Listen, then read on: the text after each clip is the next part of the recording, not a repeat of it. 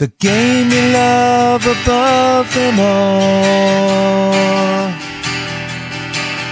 Football news, predictions, we have it all. You can watch or listen, that's your call. Just join us on Beyond the Ball.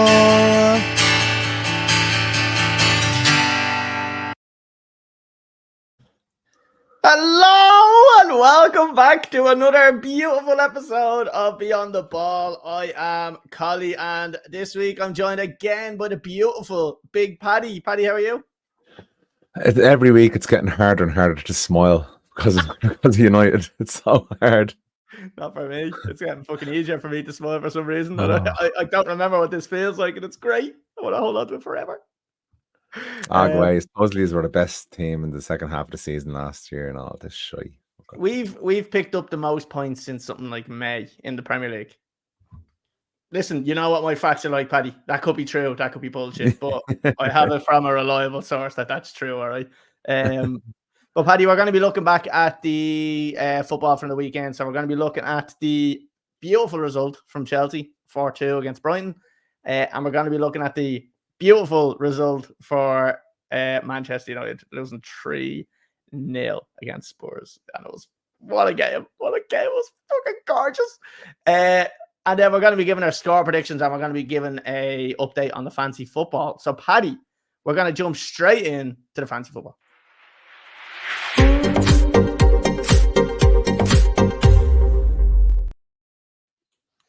Right, Paddy.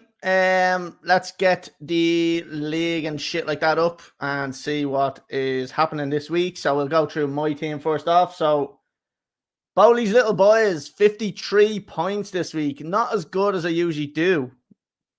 You know, I'm usually right up there. I usually got 25% above the average, but unfortunately this week it wasn't to be. But it is still above average, like everything else in my life, especially my weight. So I've got Flecken in goal. I've got Gabriel. I've got Romero, who's got 6 points for me. I've got Dallo, who's dog shit and got 0. I don't know why I have him in.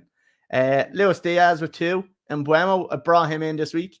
9 points.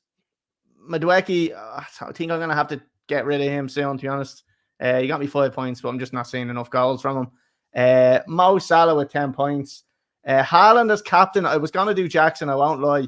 But I stuck with Haaland because I said, I know if I take him off and he scores 3 goals, I'll be kicking myself. So I went with Haaland as captain, only got me 4 points. Nicholas Jackson with 5 points. And I brought in Raul Jimenez as well, and he got me 9 points. So the 2 lads I brought in, I did sacrifice 4 points, but they made it up and I got 18 points. So 14 points profit from them. When you captain somebody that performs poorly and you still get above average, that's a good week. It is a good week, yeah. It's like, do you know what it's like? It's like when someone's top of the league, but they play shit, but they still get the win. Do you know that? Yeah. That's what it's like. It's a sign of champions, and that's what really. Yeah. I'm a champion. And if you look at all the leagues, except for them ones there, just ignore them ones. But it's beautiful. It's all like position 1 and all. Paddy, we'll go to you. We're just gonna have to jump down to the bottom of the table here. Oh, where the fuck are you? I'm down near the bottom. I see myself there. Oh, yeah. Okay, sorry. Tease me.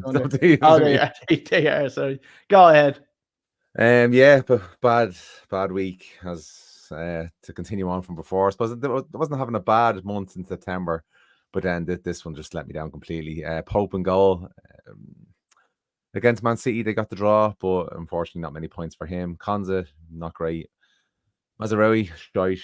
Romero got me 6 points, unfortunately, beating United. Luis Diaz, I put the wrong Liverpool player on the pitch because on my bench we've got Diego Jota, who has 8 points. Madueke, Garnacho, and Rashford, the 3 of them, 5, 2, and 2. And again, I had Anderson on the bench who got another 8 points, which is sickening. Haaland 2, Jackson 10, who's my captain, and Solanke is 6. Looking to make a couple of changes this week now. And it's interesting with you, Paddy, on this week because usually you play with your heart, and I would have thought I would have saw them Spurs players out of that team because United were playing them, but you kept them in. You kept some sense into you this week, and you actually played with your brain and kept some players that were playing against Manchester United. Yeah, no, Manchester United now have let me down too many times. You're looking at a broken man, ladies and gentlemen. I don't like. We're only talking about this fancy football here, and I'm depressed. Wait, we're talking about the actual match. Fucking hell! Oh. Right, we'll have a look at the Beyond the Ball podcast dollar one. Top of the league, Adam McDonald. He's gone to top again. Aaron Gray drops down 1 to second, and I've taken a little bit of a drop down to third. I'm a little bit behind now. I was 1 point behind top one after losing a bit of ground there on them. Dylan McCartan in fourth with 400 points. King Costello, a shout out to King Costello, 112 points this week. A serious week, 396. Climbing right up to fifth. Wow. Derek Hennessy is gone down to sixth with 30 points, 395. Liam McDonald, the 112 pointer. That's massive. Yeah, we'll go in there. Hold on. I'll just give top 10, then we'll jump into it. Yeah. Liam McDonald in seventh with 393. Lorna Gray in eighth with 388. Andy McNulty drops down to joint 8 with 388. And then Harry O'Sullivan is in 10th with 386. We're going to just have a quick look at Keane's. I'm going to say Captain Cole Palmer. He had to. Yeah, I believe he did. I'm pretty sure he did. Yeah, okay, right. Oh, Jesus Christ. So he has Alisson in goal. Keane, I know Keane is a Liverpool fan. He's got 2 points for Alisson in goal. He's got Bassey and Anderson. He's got Gay. So 6, 8, and 9 in his defense. He's got Gordon there with 9. He's got Palmer as captain with 50 points. Wow. Jesus Christ. Nearly the same total that I got. Matoma with 2. Medwecki with 5. Soucek with 10. Evan Nielsen with 9. And Haaland with 2. I wonder what's the highest yield for any player ever on fantasy football. I don't mean as a team. I mean one single player. What's the most points any player has ever got? That wouldn't be far off, I'd say. I know. I'm thinking that myself. Now I don't know, irrespective of captain, but I mean just the amount of points. But 4 goals, like that has to be up there. Yeah, it's crazy, and it was beautiful. And do you know what, Paddy? I couldn't believe it. I was delighted that we were bashing them, but then I was kind of like, I don't have any fancy. And all 4 goals, all 4 goals were in the first half as well. So I was like, oh my god! I was like, he's got to get 6 or 7 goals. Like this is ridiculous. This is. But give me a look. Who won September? Oh, who won September? Adam McDonald. Pretty sure that's updated. It's been updated. He had a farm. He did have a farm. I know it was last updated on the 30th.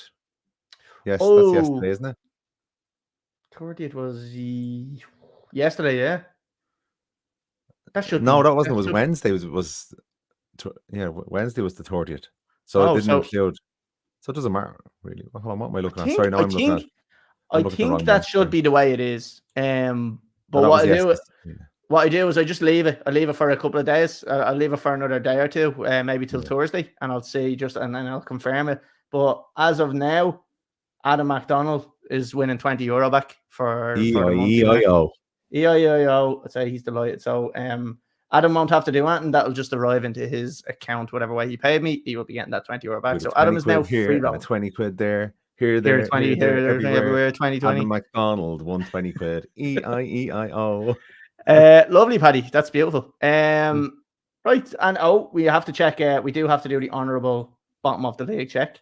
And in 43rd position with 22 points this week, Nicole Brady, 264 points. Shocking.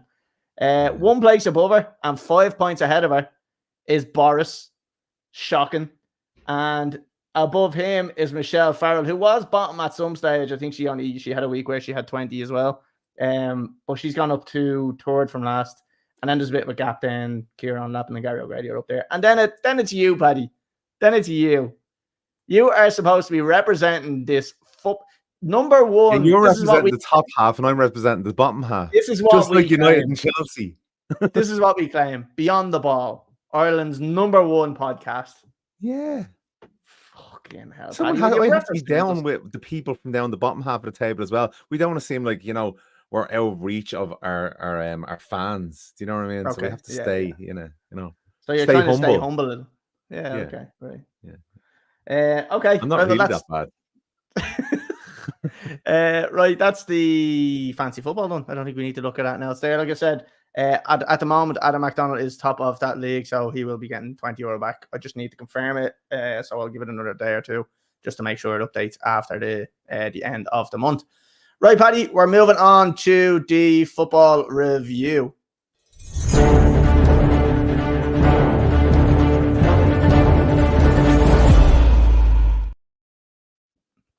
Okay, buddy. First matchup was Chelsea and Brighton. Chelsea 4, Brighton 2. Like we said, Paddy, and look, I don't want to go on too much and too long and bore you too much about Chelsea, but it was beautiful. It is beautiful to watch. But what I do, someone said to me, like we're sitting in fourth position now at the moment. Someone said to me, do you think that you're title contenders now? And I would have said yes if we had a much better defense, but I still saw massive cracks in our defense and the goalkeeping as well. Sanchez cost us 2 goals. Dog shit. He's absolutely dog shit. I want to see a man Jorgensen in. We bought him for 30 or 40 million. He was one of the best goalkeepers in La Liga last year. He had the most saves in La Liga. Let's give him a chance. I don't know why we've wound up with Sanchez back in goal. So excited about watching a team that scores loads and concedes loads. I know. That's great. We do create great games, like, and we did it last season as well. We had a couple of good games, but this season now, like we've already had a 5 or a 6-2 against Wolves. We've had a 4-2 against them. There was a 2-2, I think, or something. Like there's been some high scoring games, and the season before that, we were struggling to score a fucking goal. Like so, it for me as a Chelsea fan, it's kind of a relief that we're scoring goals because we always had that. We always thought we had the talent to score goals, but we never seemed to be able to actually score them. But now we're seeming to break teams down, and we have that little bit of quality now, and it's good to see. I suppose we have to give a little bit of credit to the manager. So he is picking the right teams. He's picking a winning formula. Long may it last. He's picking the right team as far as I can see so far. I would probably consider taking Madueke and dropping Madueke out at the moment. But other than that, I'm happy with what I'm seeing. Yeah, like I said, defensively, people keep saying, "Oh, we have a great partnership in Colwill and Fofana, and they'll get better." I'm gonna be honest with you. I don't rate Colwill. I think he's very slow on the ball. He keeps getting caught with his passes, and his positioning is a little bit lax for somebody that's apparently challenging for the league.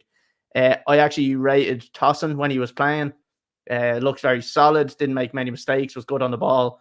I would rather see Fofana and Tossin.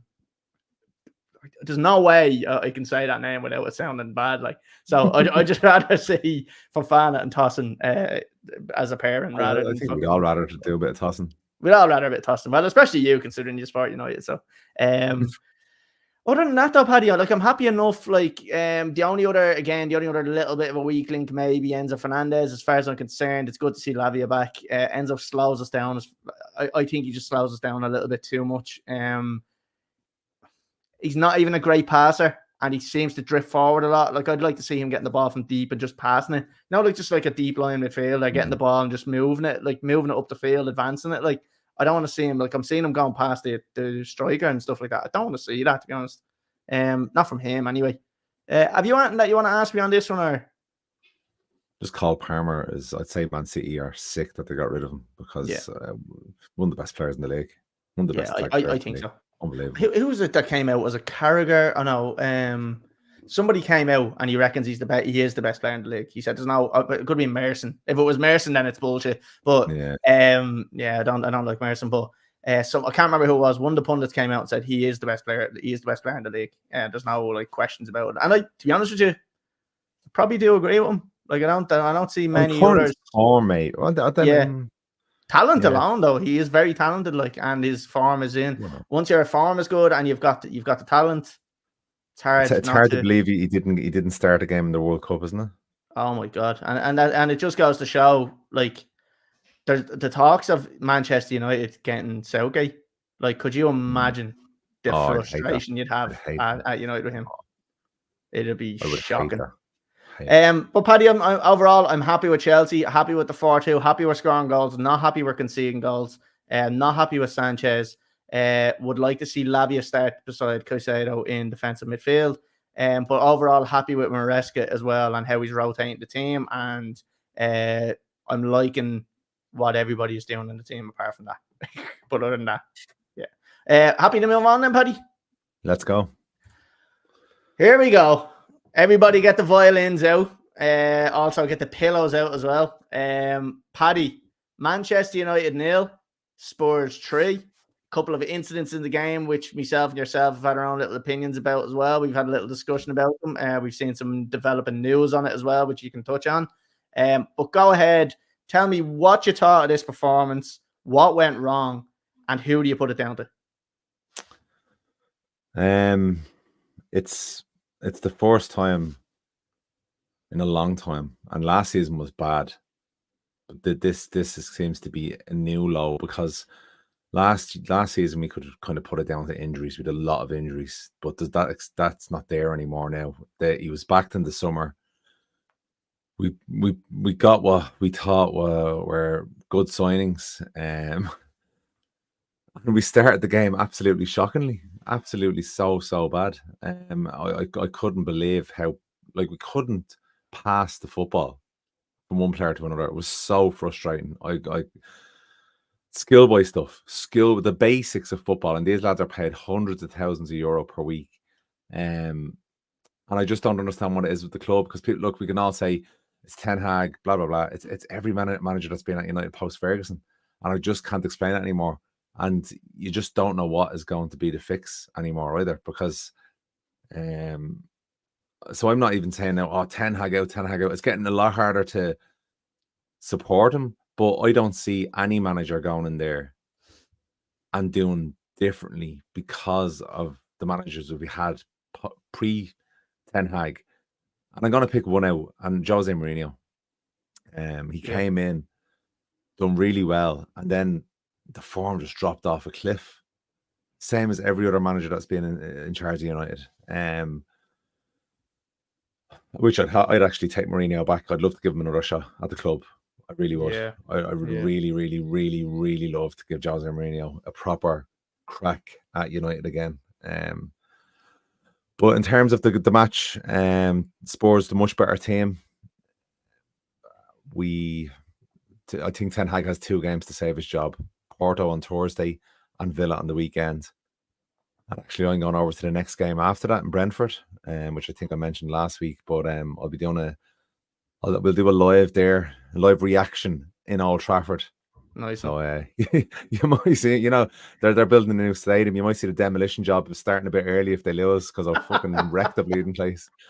Paddy, sorry, just jump it off it. Just the way you're chatting about the manager there, and you're saying it's not the manager, but I'm not saying it's not the manager. I'm not saying. Okay, no, yeah, okay. But one of the things that, and I'm just quoting what you said here when you put a picture up into our little group that we have for Beyond the Ball. It was his European record that was frightening. 9 games, 5 defeats, 3 draws, and 1 win. And you wrote underneath, it's getting so hard to back him. Yeah. And is that honestly how you're feeling? Yeah. But this isn't the Champions League.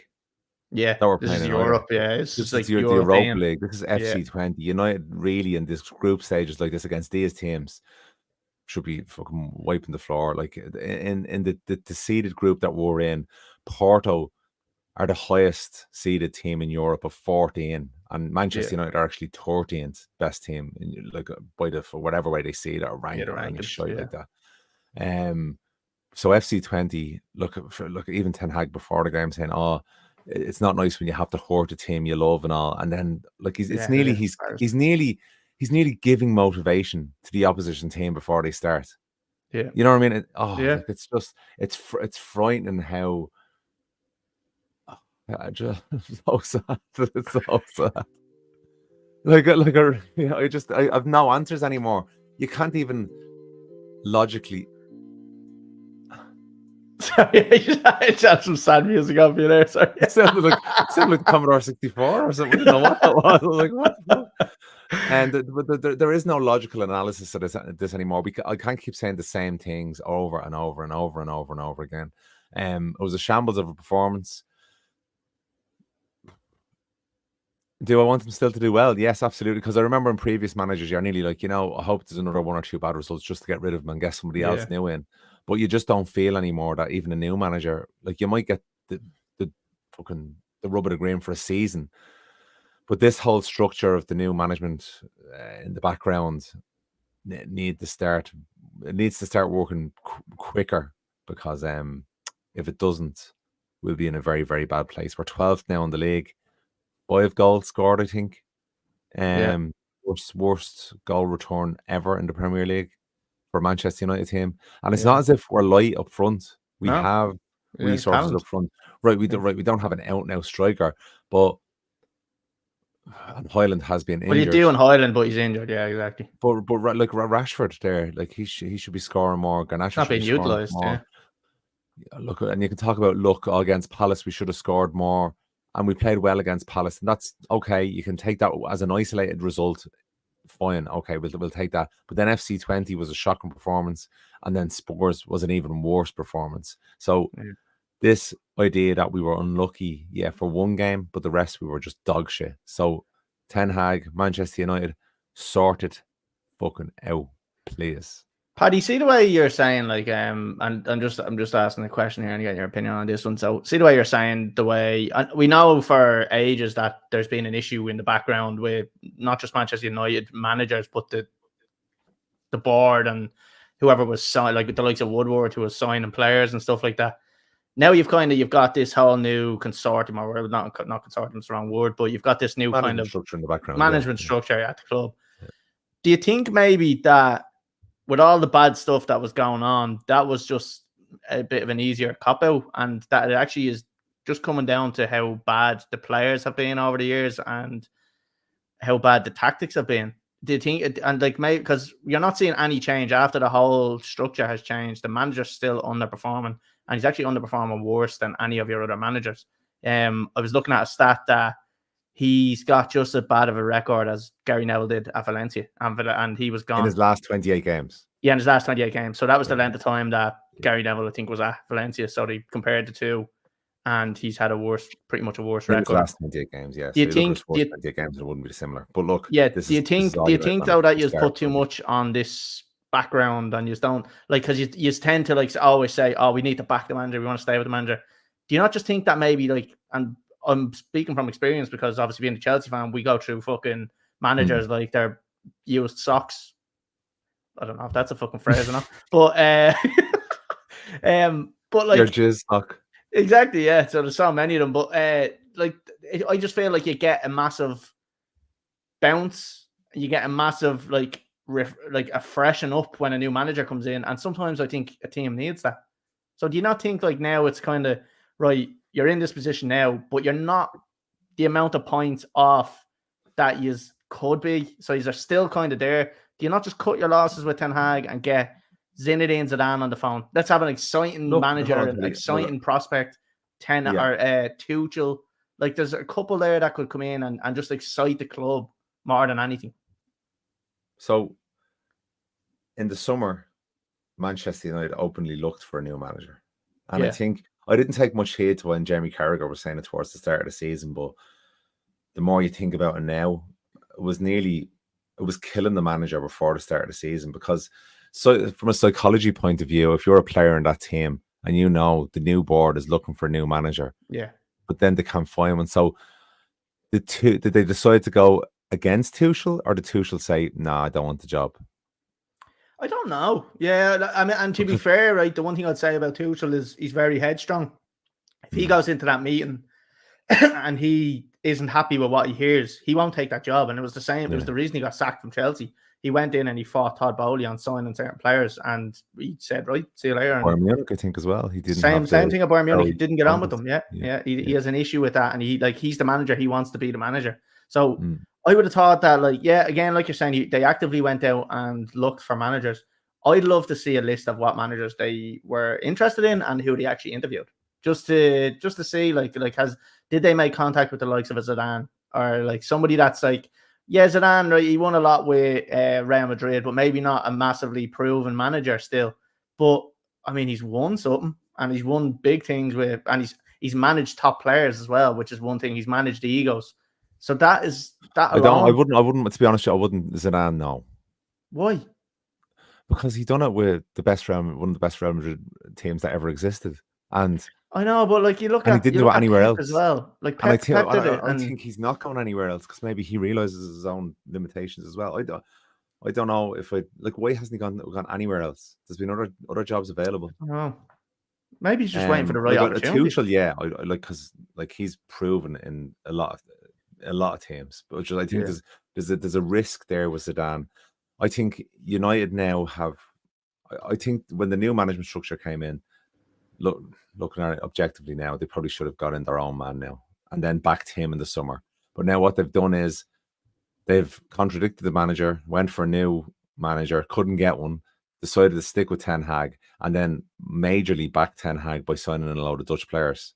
And what does the next manager do then? Is it another rebuild then? It can't be another rebuild because it's the same thing again. So, like, are you better off giving Ten Hag? But like, they're looking at the background and they're seeing what has. Oh, but then I'm looking at the tactics. Sorry, I'm thinking about. Yeah, the story. you're in a rabbit hole now. Like Andy Minton is a reporter for the Manchester Evening News and the Athletic, and he came out today and he said he was interviewing players after the FA Cup final, and none were really for or against him losing his job. But what they were saying was that the tactics that they use, they can't be getting overrun by teams in the bottom half of the table. yeah, And so there was doubts there about the tactics that he uses. And I think when doubts creep into the dressing room about the manager's tactics, will they follow them with everything they have in them? I don't know. it's hard to, because when you're fighting for something that you don't believe in, if it doesn't go your way, it's very easy to drop the head and just say, right, fuck this, I'm throwing the towel in here. Yeah. And I think subconsciously maybe they won't give it their all, even though they may feel like they are, and like people can see they're not. Like, listen, the results talk for themselves again. Like I always say, you can throw as many stats as you want, but at the end of the day, the only thing that matters is results and points on the board. And I just don't think, and I did say it from the start, and a lot of people said, "Oh, well, why are you saying that?" But I just genuinely didn't think that Ten Hag suited Manchester United, and maybe I just got lucky by saying that, but I just didn't think it suited him for some reason. I don't know why. I remember at the start you were pro Ten Hag. Yeah, when he was dealing with the Ronaldo stuff and all. Stop that. When he was dealing with the Ronaldo stuff and all, you thought he was a great manager. No. You did. When we went back to the shows, you absolutely did. No, I'm pulling that clip up, and I said one of the best players in the world, and he's treating him like dog shit. That's what I said. And that's you're fucking full of shit. He was single-handedly carrying us for the season before, and he comes in and he just fucking, and shocking treatment with Sancho, who was now unbelievable for us. Shocking treatment for Rashford. Remember when he dropped him? Quality. Three games, three assists. That's what we want from him. And one of the assists you said wasn't an assist. No, he got an assist for all right. So stats. We told you already, right? Stats are stats. Hole, you know that? Stats are stats. I'm going to Sky Sports. I'm not taking this fucking unprofessional shit. And Rashford as well, I thought he treated badly. Remember, he showed up late for training, and then he drops them. Oh yeah, don't discipline them. Oh fuck that. But he overdid it, and I put a video out on fucking TikTok as well, and I said he's overdoing it. I said it's all well and good, right? I think there's no need to drop him for that incident. I think yes, discipline say he's been dealt with. He arrived late. And do it internally. Don't publicly fucking drop him in front. There's no need for it. Like, you're late for training, and the reason he had was a valid reason as well. Like, so I mean, I just think he was overdoing it, and I think he may have just pissed off players too much. And you're kind of seeing a lot of it now. But as you were saying, Paddy, about like this whole thing about getting a new manager in and doing another rebuild, I don't think that's what you need to do. I really don't, because a manager will come in, he'll know what he has at his disposal. He'll know what he'll want to add. He doesn't necessarily have to rebuild, but he'll add. So it's not a rebuild. It's just but they always have that excuse to fall back on, and the players always have that. Like this is the cycle now with United.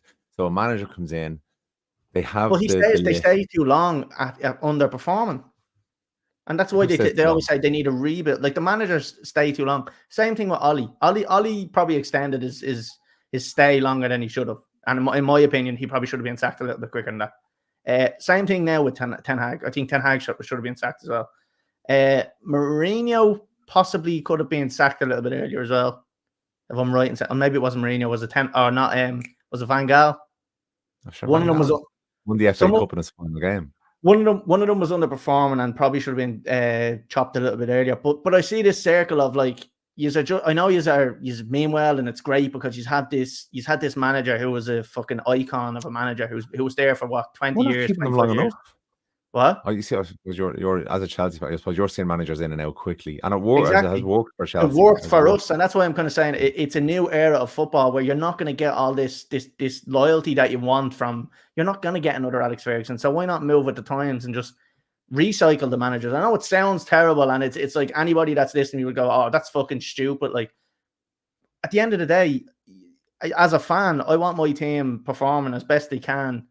I want them being in the best form they can be in, and I want them playing in the best competitions they can. At the moment, Manchester United are sitting in 12th, and the manager's kind of coming out with all this nonsense. No, my job's fine. I'm fine.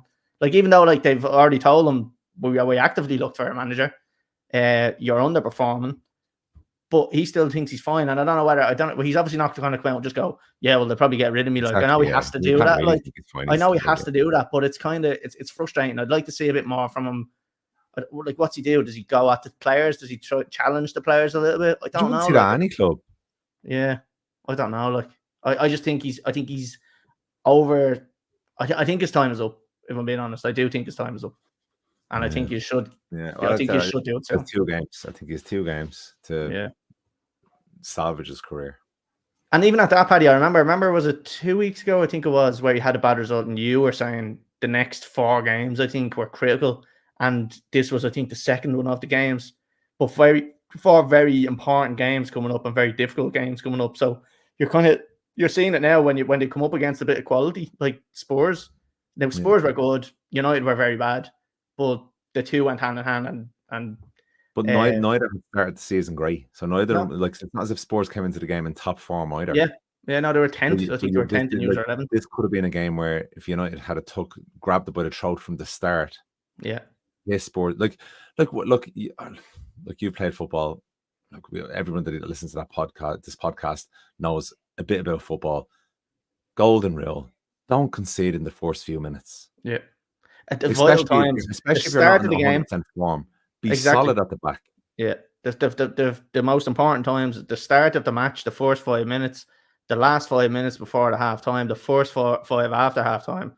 And then the last 5 minutes of the game. We conceded the first 5 minutes and the first 5 minutes of the second half. Yeah, and they're the most vital parts of the game. And that just comes down to concentration, comes down to motivation as well at times, I think. I think the two kind of go together. So if you're gonna keep doing that against the likes of a Spurs, they're gonna fucking bash you. So you don't get away with it that much. Paddy, onto the match as well. Bruno Fernandes's red card. We were chatting about it ourselves just kind of off air before that. We were saying it was kind of, I don't even think it would have affected the game anyway, because he was playing fairly poor before that. What was your thoughts on that? Yeah, what was your thoughts on the red card anyway? Yeah, look, I think everyone's in agreement. Everybody, like I've talked about it, United and non-United supporters, it wasn't a red card. He slipped. He slipped and he slipped and caught him, but look, nobody thought it was a red card. It's been rescinded now, so he'll be playing against Villa and Brentford, where he would have been out. We'll wait yet to see whether it will make a difference or not. But Villa, they drew the weekend. Yeah, again, I thought they would have won. Do they have a Champions League game this week? Oh, they would have it. Oh, don't know actually. Could be later on in the week. This new format, I don't even know what's going on with it. So will that affect them for this weekend? I know United are playing Thursday night against Porto, away to Porto. Feel that around Wednesday. So we've got the Champions League tonight. I'm just looking at so City are playing. City are winning 2-0. Of course they are. Of course they are. Villa are playing tomorrow against Bayern Munich. Bayern Munich, yeah, big game, massive game. Oh, massive! But at home, no traveling for them. So we're playing Thursday night, and then we have Villa. Is it on the Saturday or the Sunday? We have them Sunday at 2:00. Okay. Bit of a rest. I suppose we'll talk about that in the preview. But yeah that's really about the match. That's shit. I do want to say that. Oh, quick one in there from Glenn Devs. I agree. Go on, the lads with the thing. I do want to touch on something that I put out. I put a little video out, and people think that I was baiting people. I did say about Bruno Fernandes, and I just want to make it clear that in my WhatsApp group, I was saying to the lads, I said, lads, can we just point out all the good things and all the bad things that Bruno Fernandes does in this match? Because I think he's dog shit. He had given the ball away. He had overhit a pass to Garnacho. He had underhit a pass. From one match, you look at one match in isolation. I just wanted everybody to. All we could do was watch the game in front of us, and I gave him a chance. Let me just put in one argument before you fucking shite on yourself. Go on. When we done the start bench sell, your whole thing about picking Lampard, starting him, was about his return of goals, assists, all this blah. There's numbers. You look at Bruno Fernandes' numbers at Manchester United and compare them with any of the top clubs, the players in the top clubs, and he has just as much or more goals and assists. So if you're contradicting yourself and you're full of shit, and I'm gonna stop you there because I don't want to hear it. Doesn't give the team enough. And as you before you rudely interrupted me there, I was saying, lads, let's watch him. And I said this before the game, right? So I didn't say this after I knew he was performing bad. I said, lads, let's watch him, right? Let's see what he does. Performed bad all season. Lost the possession straight away outside the box. Gave away a chance. Gave away an overhit pass to Garnacho when Garnacho was free at the back post. Could have made it 1-0. Underhit a pass then to Rashford and Garnacho, and everybody blaming Rashford and Garnacho for conceding that goal. That came down to Bruno. And then gets sent off. And actually, there was a 10 or 15 minute period before, like after that, where he just went missing. And that is something that I'm commonly seeing with him. He went missing. He wasn't involved in anything. After he got sent off? No, before the period, just before he got sent off, there was about a 10, 15 minute period there where he went missing. And I said to the lads, lads, have you noticed none of us had said anything about Fernandes? The whole team played shit that day. Hiding. The whole team played shit. But he's the captain. Yes, I know. He's got to step up. He's got to, like. Yeah, but you're saying he's a shit player. He's not. He hasn't been a shit player for United. Well, this season definitely he has. And I've been. Yeah, this season he has. The first season you signed him, I was thinking to myself, Jesus, he's actually quality, because he had fucking Cristiano Ronaldo and all the team. But I don't know. Last season or two, this season definitely, and then maybe the second half of last season. Well, he actually played worse when Ronaldo was in the team, so Ronaldo was a bad example there. But whatever. Look, I'm skeptical about him. I definitely don't think everybody he's captain just material. dismiss everything Colly just said for the last 5 minutes. I don't think he's captain material, if I'm being honest. Do you think he's captain material? Because I've had a lot of United fans texting me saying they don't think he is. Like, if you're asking me, like, who would I make captain instead of him? But is he captain material? Is he what you want from a captain? And I'll open-heartedly say, I'll honestly say, Chelsea have Enzo as a captain, and I'm not happy with him as captain. Yeah. I wouldn't want him gone, but yeah, probably not. Who would I want as captain either? No. Yeah, fair enough. Have you anything else you'd like to touch on this one, Paddy, before we move on to give some score predictions? God, no. Nothing else. That was it. But I feel a lot better after that cancelling session. Thanks very much. Yeah, you're welcome. Right, we'll jump off that, lads. We're going to jump on to the score predictions.